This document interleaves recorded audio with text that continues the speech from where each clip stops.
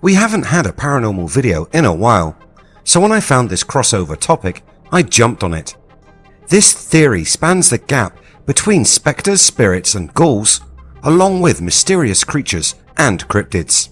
It is an idea that could explain some of the strange phenomena that often occurs when an animal from cryptozoology is spotted.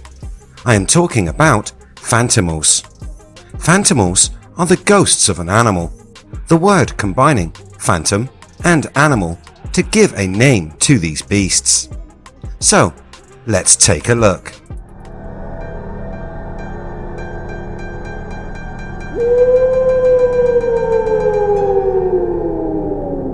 Welcome to IF, videos on history and mystery. Hit that subscribe button and ring that bell so you never miss a video again.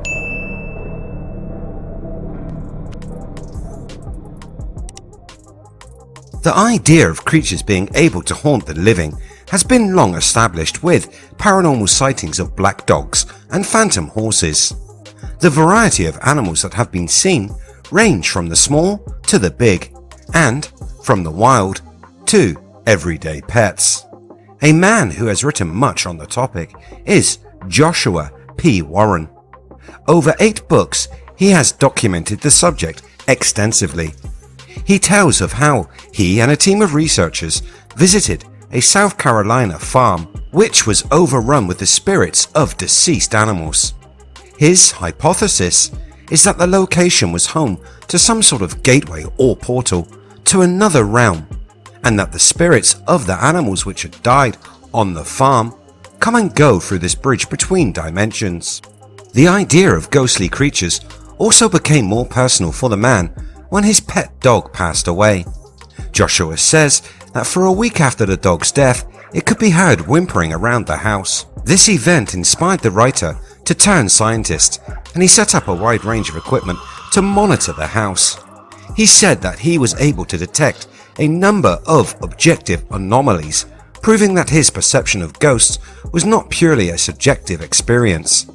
So there is an established idea that animals can come back and haunt the living, but so far it has been pets and farm animals. So how does this link with cryptids and cryptozoology? One globally recognized creature of legend is Nessie. The lake monster of the Scottish Highlands has been featured here on the channel in a couple of videos, and she once again pops up for this subject. Just as in real life, the animal seems to appear and disappear at will and at random times. Why could this be? One idea is that Nessie is an apparition.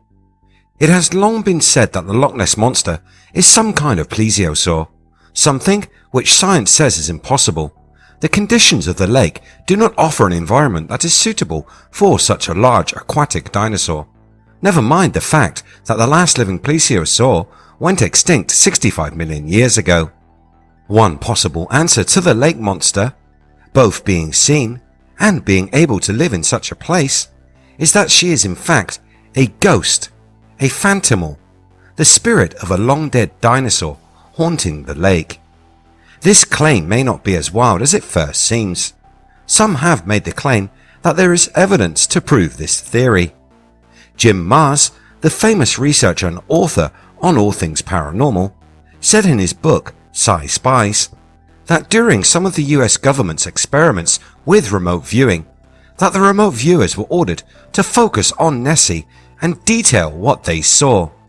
Several sessions targeting the famous Loch Ness Monster revealed physical traces of the beast, a wake in the water, movement of a large body under the water. Their drawings even resembled a prehistoric plesiosaur, often identified as matching descriptions of Nessie. But when the viewers tried to discover where the object came from or returned to, they hit a dead end. The creature seemed to simply appear and disappear. Considering that reports of human ghosts date back throughout man's history, the Sci Spies seriously considered the possibility that the Loch Ness Monster is nothing less than a dinosaur's ghost. If dinosaurs are haunting the planet, it could explain the appearance of similar beasts across the world, and the lack of hard physical evidence of their existence. And this leads us to another famous cryptid, one that has also been described as a living fossil, not as old as the dinosaurs, but from around 100,000 years ago. Bigfoot. Bigfoot has long been associated with the northern United States, but recently there has been an increasing number of sightings in the United Kingdom. Unless the Bigfoot somehow managed to stow away on a plane or ship, there is a real difficulty explaining his sudden appearance in the British countryside. One person thinks that they have the answer. John Downes is a UK-based researcher working for the Centre for Fortean Zoology. He recently made a public comment on the strange ape-like animals seen in the UK.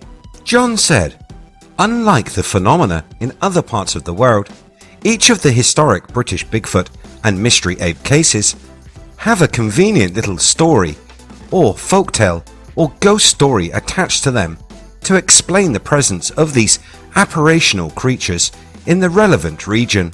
Now my theory is that none of these assertions is correct.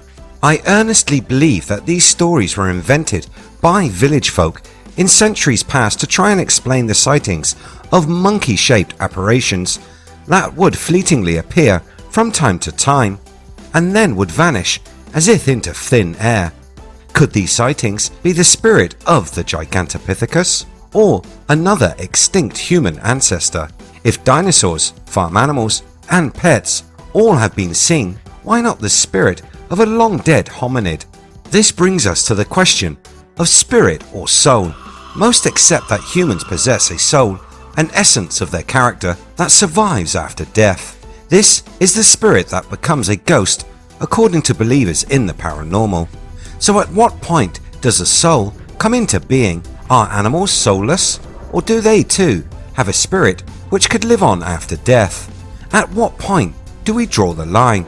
Could we see ghostly insects or other small animals haunting certain locations? This brings us back to Joshua and his thoughts on Phantimals.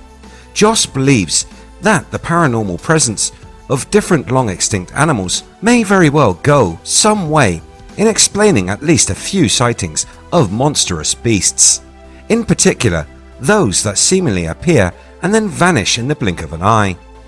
Joshua said, "Maybe Bigfoot is a phantimal, perhaps even the ghost of a prehistoric creature similar to the enormous extinct ape Gigantopithecus, or maybe even the spirit of primitive humans."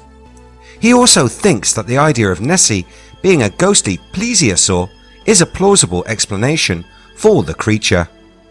Neil Arnold, an author who regularly writes on the subject of cryptids and the paranormal, says, "I've investigated numerous reports of ghostly bears across England over the years. I've often been of the opinion that if people see ghosts of humans, then they must surely be able to see ghosts of animals.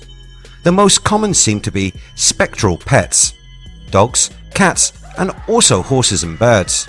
However, I've gathered reports over the years of a number of ghostly, wilder animals, from lions to apes.